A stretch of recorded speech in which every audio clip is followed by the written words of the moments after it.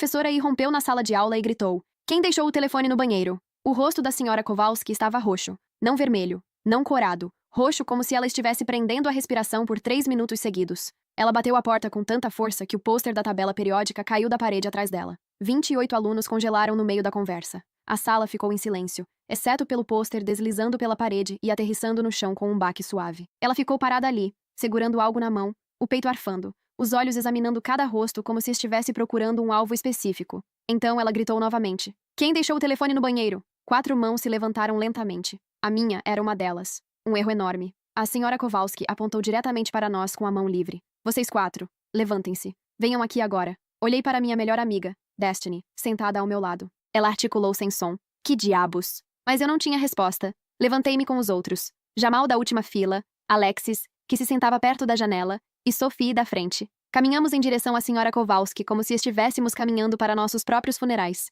28 pares de olhos nos observavam mover. Ninguém fez um som. A mão da senhora Kowalski tremia enquanto ela segurava o que quer que estivesse agarrando. Eu ainda não conseguia ver o que era. Chegamos à frente da sala de aula e paramos. A senhora Kowalski estava respirando com dificuldade pelo nariz. Suas narinas inflavam a cada respiração. Ela olhou para cada um de nós individualmente, gastando vários segundos em cada rosto. Quando seus olhos encontraram os meus, senti meu estômago embrulhar. Havia algo errado na expressão dela. Isso não era sobre um telefone esquecido. Isso era outra coisa. Algo pior. Ela finalmente ergueu o que estava em sua mão. Um telefone em uma capa transparente com um suporte pop socket roxo. Eu não o reconheci. Nenhum de nós reconheceu, com base nos olhares confusos que trocávamos. "Esse não é o meu telefone", disse Alexis. A voz dela era pequena e incerta. A mandíbula da senhora Kowalski cerrou-se com tanta força que eu podia ver o músculo saltando em sua bochecha. "Um de vocês deixou este telefone no banheiro feminino no 2º andar. A tela estava desbloqueada, aberta em um bate-papo em grupo. Um bate-papo em grupo com conteúdo muito específico sobre esta escola. Sobre mim, especificamente." Ela estava tremendo mais agora. A voz dela estava ficando mais alta a cada palavra. "Eu quero saber agora mesmo qual de vocês é o dono deste telefone." Olhei para Jamal. Ele balançou a cabeça levemente. Sophie estava olhando para o telefone como se ele pudesse explodir. Alexis já tinha lágrimas se formando nos olhos. Eu não fazia ideia do que estava acontecendo. Meu telefone estava na minha mochila. Eu sempre o mantinha lá durante a aula.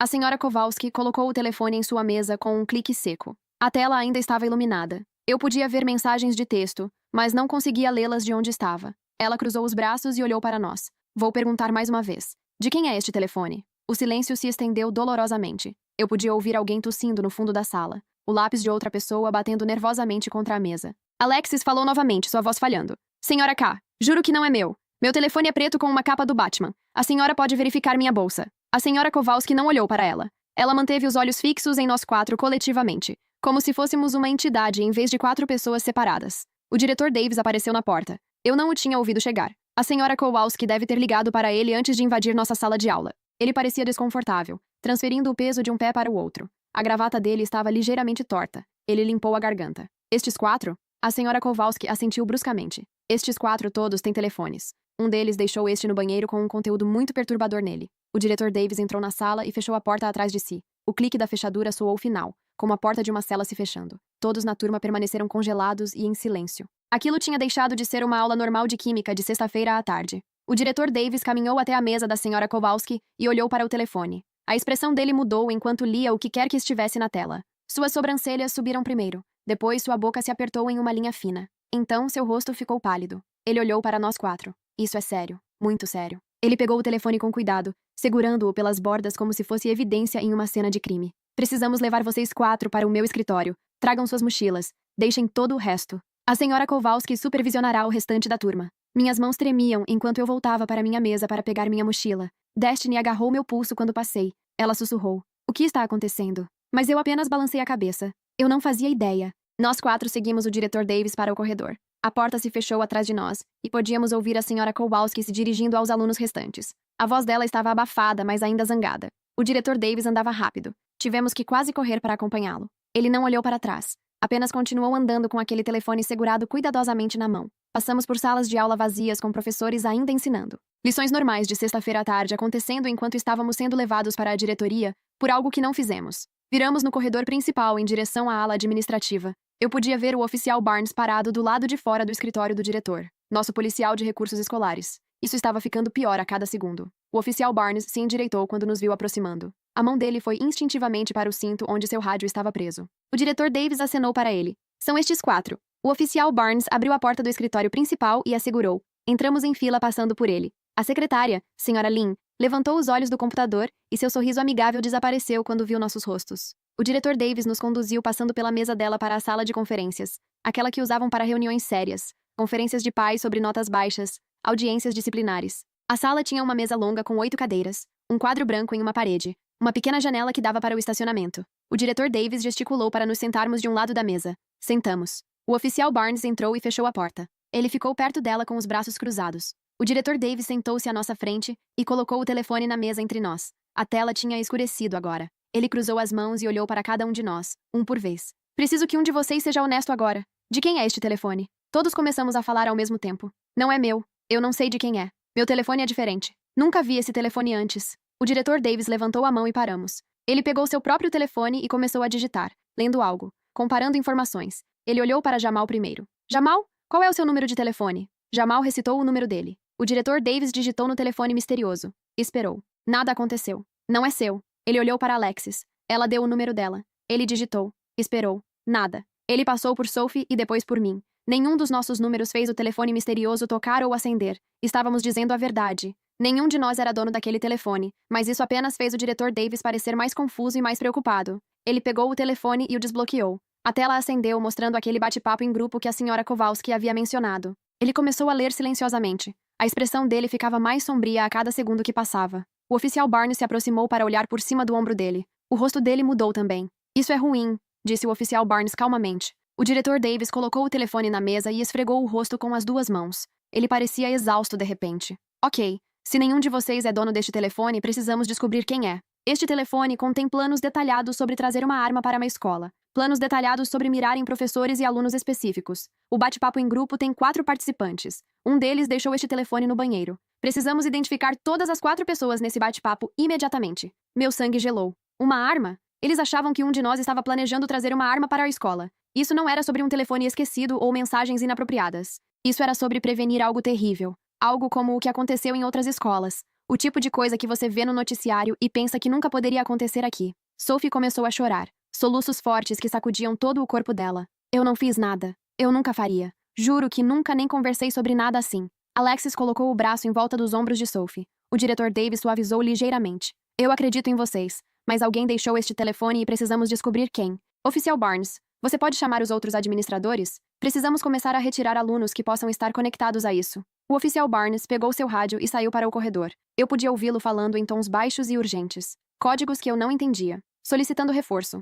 Solicitando pessoal adicional. Isso estava escalando para uma situação de confinamento total. O diretor Davis olhou para nós 4. Preciso que pensem com cuidado. Algum de vocês conhece alguém que tenha expressado interesse em machucar pessoas nesta escola? Alguém que tenha feito declarações ou piadas preocupantes que pareciam específicas demais? Alguém que esteja pesquisando armas ou violência? Todos nós balançamos a cabeça. Tentei relembrar conversas que tive com colegas de classe. Destiny e eu brincávamos sobre odiar a aula de química às vezes, mas nunca nada violento. Nunca nada real. Jamal falou. Tinha esse garoto, Dylan, que foi suspenso no mês passado por brigar. Ele disse algumas coisas bem intensas antes de ir embora. Disse que faria todos pagarem, mas achei que ele só estava bravo. Todo mundo diz coisas assim quando está com raiva. O diretor Davis anotou o nome de Dylan. O oficial Barnes voltou com a vice-diretora Reynolds. Ela parecia séria e assustada ao mesmo tempo. As mãos dela estavam entrelaçadas firmemente à frente dela. O diretor Davis a colocou a par rapidamente. A vice-diretora Reynolds olhou para o telefone. Leu algumas das mensagens. O rosto dela ficou branco. Precisamos evacuar a escola. Isso é credível. Temos ameaças específicas contra pessoas específicas.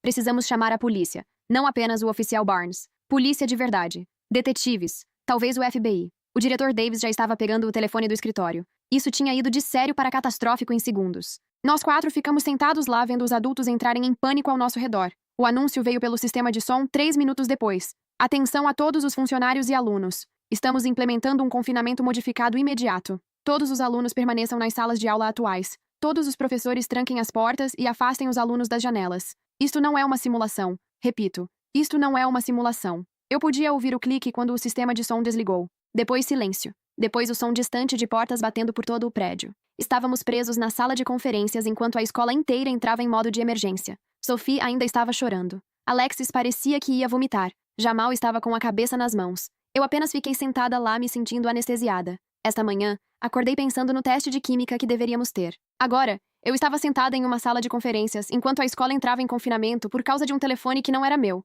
contendo ameaças sobre as quais eu não sabia nada. 2 policiais chegaram em 10 minutos. Polícia de verdade com armas e coletes à prova de balas. Não policiais de recursos escolares. Policiais reais que lidavam com crimes graves. Eles trouxeram equipamentos, laptops, sacos de evidência, dispositivos de gravação. Eles pegaram o telefone misterioso e começaram a analisá-lo imediatamente. Uma oficial se apresentou como detetive Ortiz, o outro era o detetive Kim. Eles nos separaram. Colocaram Jamal em uma sala, Sophie em outra, Alexis no escritório do conselheiro, eu no escritório da enfermeira. A detetive Ortiz entrou e sentou-se à minha frente. Ela tinha olhos gentis, mas sua voz era totalmente profissional. Preciso que você me conte tudo sobre hoje, desde quando acordou até a senhora Kowalski entrar na sala. Contei tudo a ela. Acordei às 6h30, tomei banho, tomei café da manhã. Minha mãe me levou para a escola. A primeira aula foi história. O Sr. Garrett estava doente, então tivemos um substituto que nos deixou trabalhar em silêncio. Segunda aula, inglês. Lemos O Grande Gatsby. Terceira aula, matemática. Um teste surpresa no qual provavelmente fui reprovada. Quarta aula era o almoço. Sentei-me com Destiny e nossos amigos. Falamos sobre planos para o fim de semana. Quinta aula foi química com a senhora Kowalski. Estávamos no meio da revisão de estruturas atômicas quando ela irrompeu. A detetive Ortiz anotou tudo. Fez perguntas de acompanhamento. Onde exatamente você se sentou no almoço? Com quem você falou? Você foi ao banheiro durante os intervalos? Viu alguém agindo de forma estranha? Respondi a tudo o mais completamente que pude. Então ela pegou o laptop e me mostrou capturas de tela do bate-papo em grupo. Meu estômago revirou enquanto eu as lia. Não eram ameaças vagas. Eram planos detalhados, salas específicas, horários específicos, a data de hoje. As mensagens falavam sobre trazer itens pela entrada lateral perto do ginásio, sobre esconder coisas em armários específicos, sobre esperar até a sexta aula, quando certos professores estariam em certas salas. As mensagens usavam palavras em código, mas a intenção era clara. Este era um ataque planejado e deveria acontecer hoje, em cerca de 2 horas. A sexta aula era quando eu tinha tempo de estudo, quando a maioria dos alunos do último ano tinha horários livres, quando a biblioteca e as áreas comuns estariam cheias de estudantes. A detetive Ortiz observava meu rosto enquanto eu lia. Você reconhece algum desses nomes de usuário? O bate-papo mostrava 4 participantes. Phoenix Down 92, Shadow Knight, Void Walker, Nightmare King. Balancei a cabeça. Esses não são nomes reais. São apelidos de jogos ou algo assim. Ela assentiu. Estamos rastreando os números de telefone. O telefone misterioso pertence a uma dessas 4 pessoas, mas precisamos identificá-las rapidamente. Eles mencionaram hoje. Se isso for real, temos cerca de 2 horas antes que tentem o que quer que estejam planejando. Minha boca estava seca. Peguei a garrafa de água que a detetive Ortiz ofereceu. 2 horas. 2 horas até que algo terrível devesse acontecer. E ninguém sabia quem estava planejando ou onde exatamente ocorreria. O detetive Kim entrou com uma atualização. Verificamos o número de telefone. Está registrado em nome de Patrícia Hernandes em um endereço na rua Oak. A vice-diretora Reynolds está puxando os registros agora. Patrícia foi transferida para cá há 3 meses de outro estado. Terceiro ano, 17 anos. A detetive Ortiz levantou-se imediatamente. Onde ela está agora? De acordo com a frequência, ela está na 5ª aula de biologia.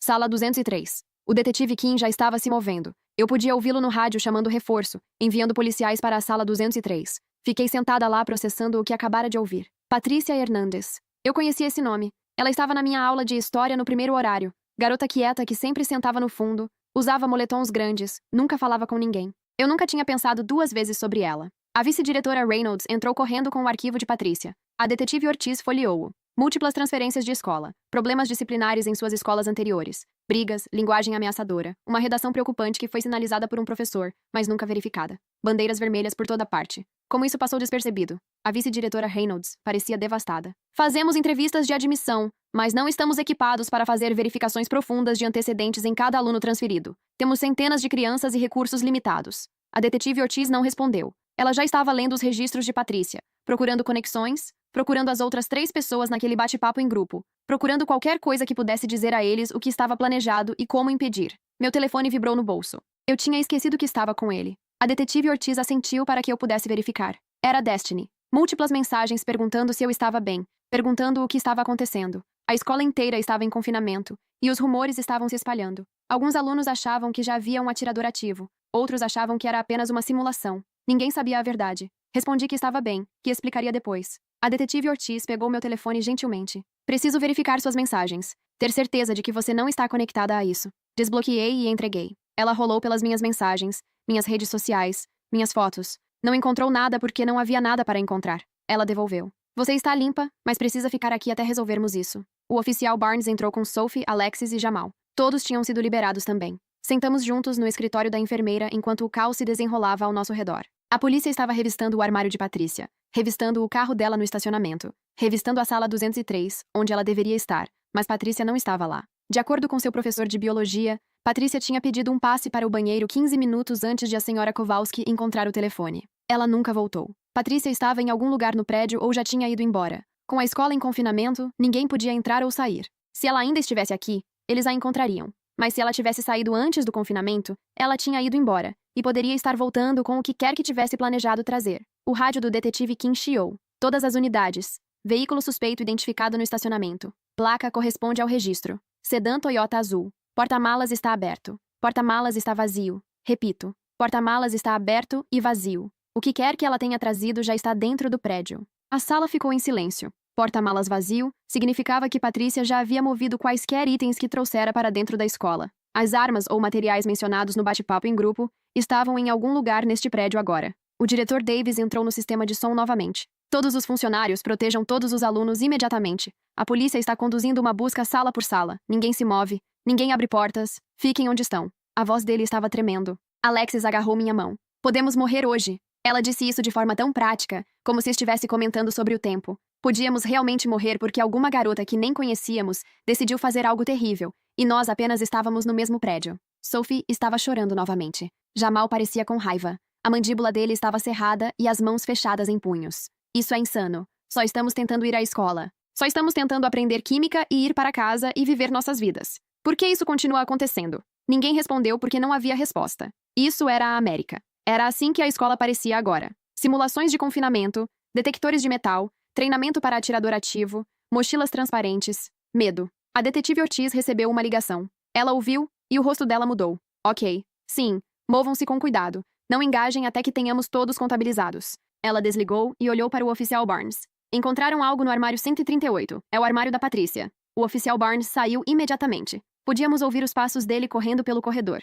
O prédio estava estranhamente silencioso fora isso. Centenas de alunos trancados em salas de aula sem fazer barulho. Meu coração batia tão forte que eu podia ouvi-lo em meus ouvidos. Destiny estava em algum lugar neste prédio na sala de aula dela. Minha mãe estava no trabalho sem saber o que estava acontecendo. Meu irmãozinho estava na escola primária na mesma rua. A vida normal continuava lá fora enquanto estávamos presos aqui dentro. O oficial Barnes voltou. O rosto dele estava sombrio. Encontraram mochilas. 3 mochilas escondidas no fundo do armário dela. Estão escaneando agora com o raio-x portátil. O detetive Kim juntou-se a ele. Precisamos identificar as outras 3 pessoas nesse bate-papo. Phoenix Down 92, Shadow Knight e Void Walker. Uma delas é Patrícia. Precisamos das outras 3 agora. A vice-diretora Reynolds já estava em seu computador puxando registros de alunos, apelidos de jogos. Verifiquem as redes sociais. Verifiquem a presença online deles. Precisamos de suporte técnico. A detetive Ortiz fez outra ligação. Em minutos, um especialista em tecnologia chegou com mais equipamentos. Eles clonaram os dados do telefone misterioso e começaram a rastrear pegadas digitais.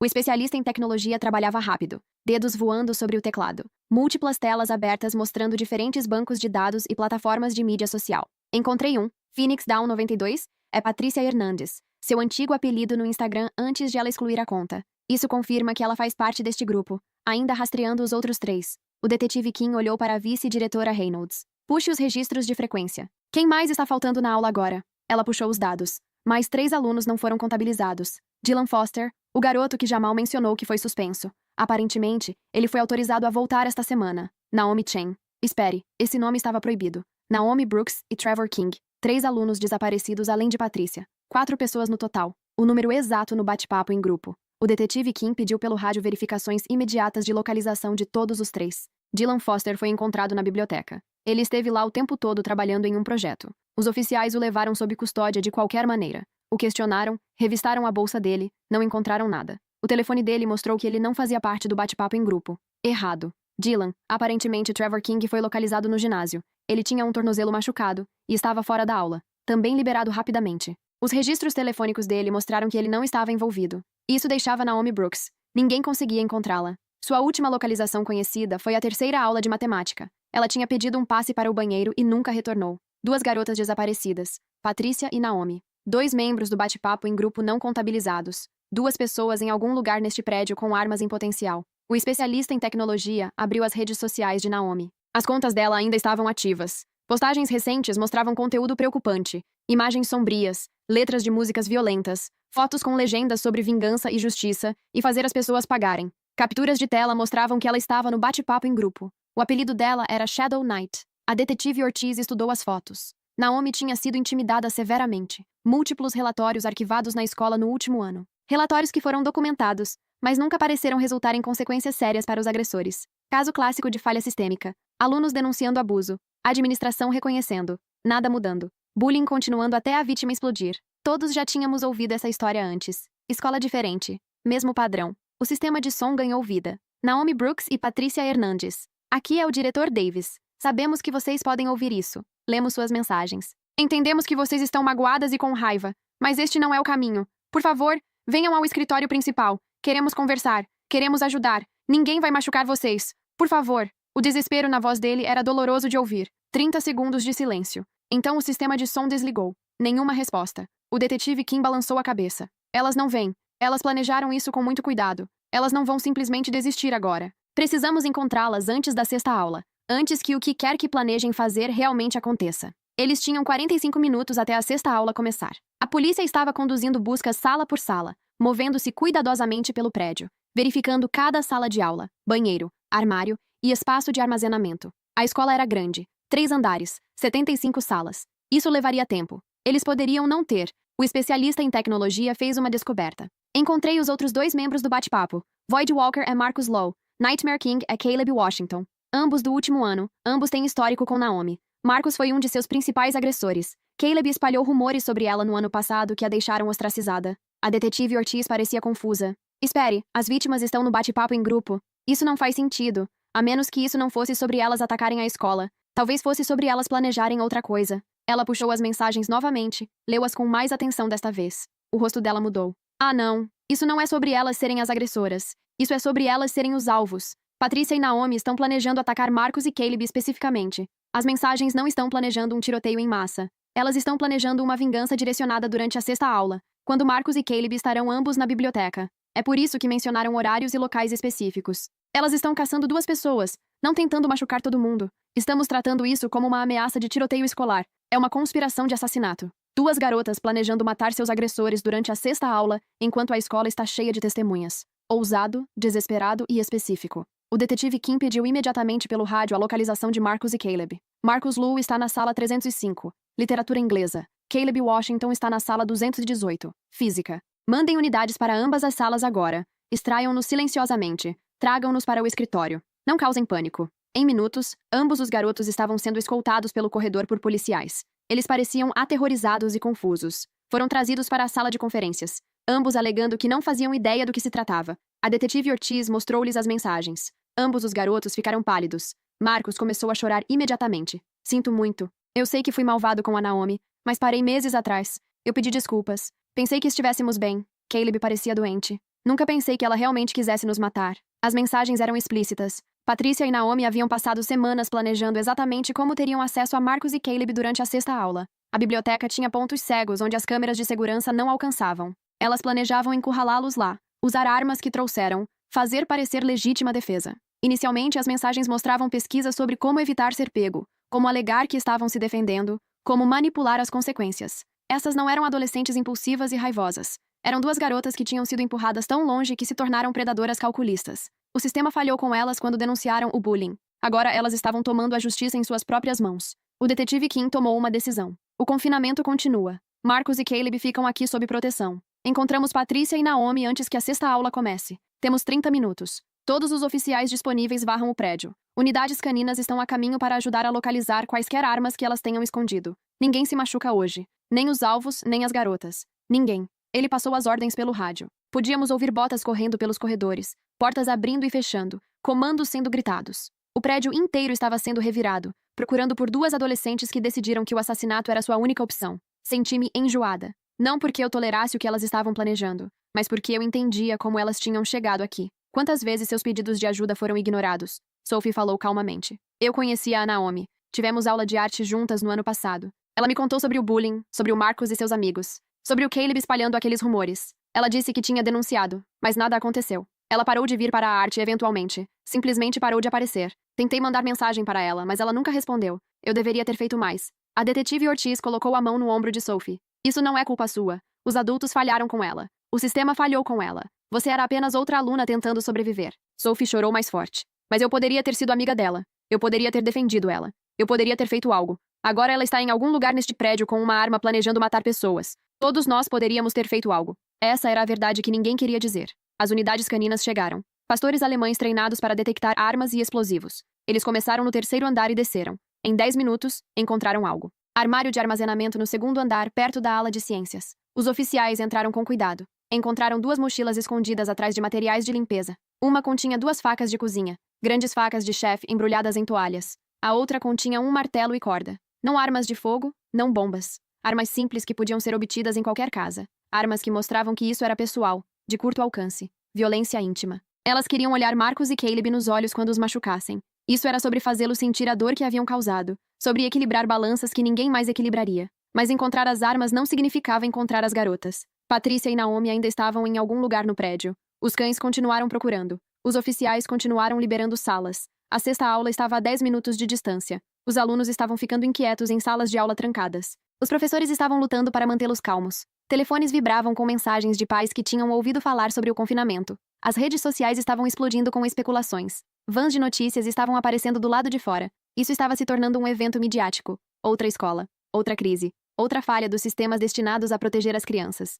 Eu queria gritar. Esta era a filha de alguém. 2 filhas de alguém. Garotas que tinham sido machucadas tão profundamente que viram o assassinato como sua única opção. Onde estiveram os adultos? Onde estava a ajuda? A voz de um professor veio pelo rádio do oficial Barnes. Estou vendo alguém. Escadaria nordeste entre o segundo e o terceiro andar. 2 mulheres correspondendo às descrições. Elas estão apenas sentadas lá, sem se mover, sem falar, apenas sentadas na escada. Oficiais convergiram para aquele local. A detetive Ortiz e o detetive Kim moveram-se rapidamente. Nós seguimos porque ninguém nos disse para não ir. Chegamos à escadaria e pude vê-las através da pequena janela na porta. Patrícia e Naomi sentadas lado a lado na escada de concreto. Nenhuma arma visível, nenhuma postura agressiva. Apenas 2 garotas sentadas juntas chorando. Elas pareciam tão jovens, tão quebradas, tão completamente perdidas. A cabeça de Patrícia estava no ombro de Naomi. Naomi estava olhando para o nada. Ambas pareciam estar chorando há horas. O detetive Kim abriu a porta lentamente, mãos visíveis, sem movimentos bruscos. Patrícia, Naomi, precisamos conversar. Ambas as garotas olharam para cima. Seus rostos estavam manchados e vermelhos de tanto chorar. Patrícia falou primeiro. Não conseguimos fazer isso. Pegamos as facas. Tínhamos o plano. Estávamos prontas. Mas quando a sexta aula chegou perto, simplesmente não conseguimos. Não somos assassinas. Só estamos cansadas. Estamos tão cansadas de sofrer e ninguém se importar. Queríamos que eles doessem como nós doemos. Mas sentadas aqui esperando, percebemos que não ajudaria. Não tornaria nada melhor. Só estaríamos adicionando mais dor ao mundo. Naomi assentiu. Só queríamos que alguém ouvisse. Alguém se importasse. Alguém fizesse parar. Mas matá-los não fará parar. O detetive Kim sentou-se na escada com elas. No nível delas. Não ficando de pé sobre elas. Não as tratando como ameaças. Estou ouvindo agora. Contem-me tudo. E elas contaram. Por 20 minutos, Patrícia e Naomi contaram suas histórias. Cada incidente de bullying, cada relatório que haviam arquivado, cada adulto que prometeu ajudar e depois não ajudou. Cada dia que caminharam por esses corredores, sentindo-se inseguras e invisíveis. Cada noite que foram para casa chorando. Cada momento em que consideraram simplesmente desistir completamente.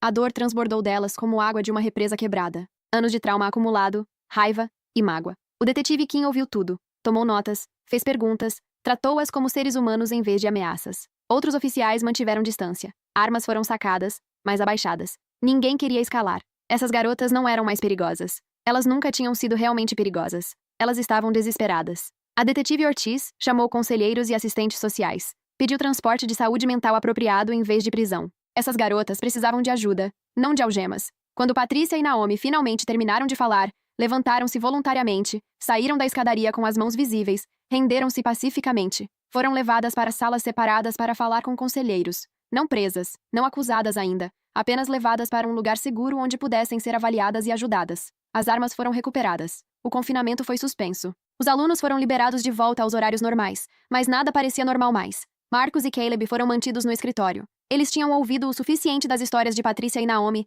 para entender o que haviam feito, para o que haviam contribuído. Aqui está a tradução da segunda e última parte do texto, seguindo as suas instruções. Caleb estava chorando. Marcus continuava dizendo: "Eu não sabia que era tão ruim assim", repetidamente. O detetive Kim fez com que eles escrevessem depoimentos. Cada incidente que conseguissem lembrar, cada comentário maldoso, cada boato, cada momento em que contribuíram para tornar a vida dessas garotas um inferno. Tudo seria documentado, tudo encaminhado para o distrito, tudo usado para implementar mudanças reais. Chega de relatórios ignorados. Chega de descartar o bullying como coisa de criança. consequências reais, intervenções reais, proteção real para as vítimas. Era tarde demais para Patrícia e Naomi, mas talvez não tarde demais para os próximos alunos que precisassem de ajuda. Nós 4 fomos finalmente liberados de volta para a aula, mas a química parecia impossível depois de tudo o que tínhamos testemunhado. A senhora Kowalski estava contida, pedindo desculpas por sua intensidade anterior. Ela não conhecia o contexto completo quando encontrou o telefone. Ela apenas tinha visto ameaças contra si mesma e entrou em pânico. Todos nós entendemos. O resto do dia passou como um borrão.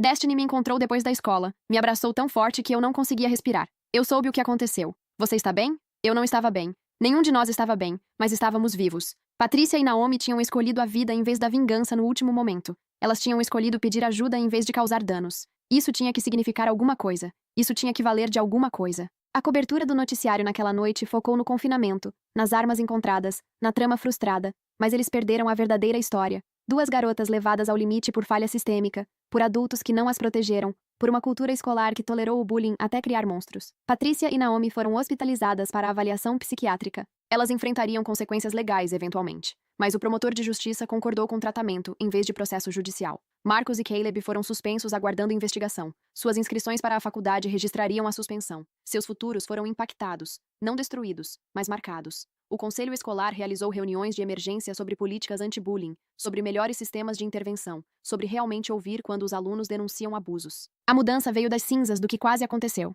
Voltei para a escola na segunda-feira e tudo parecia igual, mas a sensação era diferente. A escadaria onde encontramos Patrícia e Naomi era apenas uma escadaria novamente, mas eu nunca passava por ela sem lembrar. O banheiro onde o telefone foi encontrado era apenas um banheiro, mas tinha sido o marco zero para a prevenção de uma tragédia. A aula de química da senhora Kowalski era apenas uma aula, mas tinha sido o lugar onde tudo começou a se desenrolar. Passamos pelos movimentos da vida escolar normal, mas todos carregávamos o peso de saber o quão perto tínhamos chegado. Como um telefone esquecido havia exposto uma trama. Como 2 garotas desesperadas quase se tornaram assassinas. Com que facilidade o comum poderia se tornar extraordinário e trágico. Meses depois, ouvi dizer que Patrícia e Naomi estavam melhorando. Terapia intensiva, medicação, sistemas de apoio reais finalmente em vigor. Elas tinham sido transferidas para escolas diferentes, com as acomodações adequadas. Elas nunca enfrentariam acusações pela trama. Aquilo nunca aconteceu. Segundas chances, graça, a possibilidade de cura. Marcos pediu desculpas publicamente. Caleb iniciou uma iniciativa anti-bullying. Eles carregariam a culpa para sempre, mas estavam tentando fazer melhor. A escola implementou novos protocolos, treinamento obrigatório para professores, sistemas de denúncia anônima, verificações regulares com alunos em risco. Nada disso teria acontecido sem aquela tarde de sexta-feira, quando tudo desmoronou. Às vezes, os sistemas só mudam quando são forçados a confrontar suas falhas diretamente. Ainda penso naquele dia, sobre Sophie chorando na sala de conferências, sobre a raiva de Jamal, sobre o medo de Alexis, sobre estar sentada no escritório da enfermeira, vendo os adultos entrarem em pânico, sobre o momento em que vimos Patrícia e Naomi naquelas escadas, quebradas e desesperadas e incapazes de prosseguir com a violência, apesar de sua dor, sobre o quão perto chegamos da tragédia, sobre quantas vezes essa história se desenrola de forma diferente em outras escolas, sobre quantas Patrícias e Naomi sofrem em silêncio até não aguentarem mais, sobre como estamos todos apenas tentando sobreviver em sistemas que não foram projetados para proteger os vulneráveis. O telefone no banheiro salvou vidas naquele dia, mas também expôs verdades que vínhamos ignorando. Às vezes, os monstros mais assustadores são aqueles que criamos através da nossa própria indiferença. Obrigado por assistir até o fim.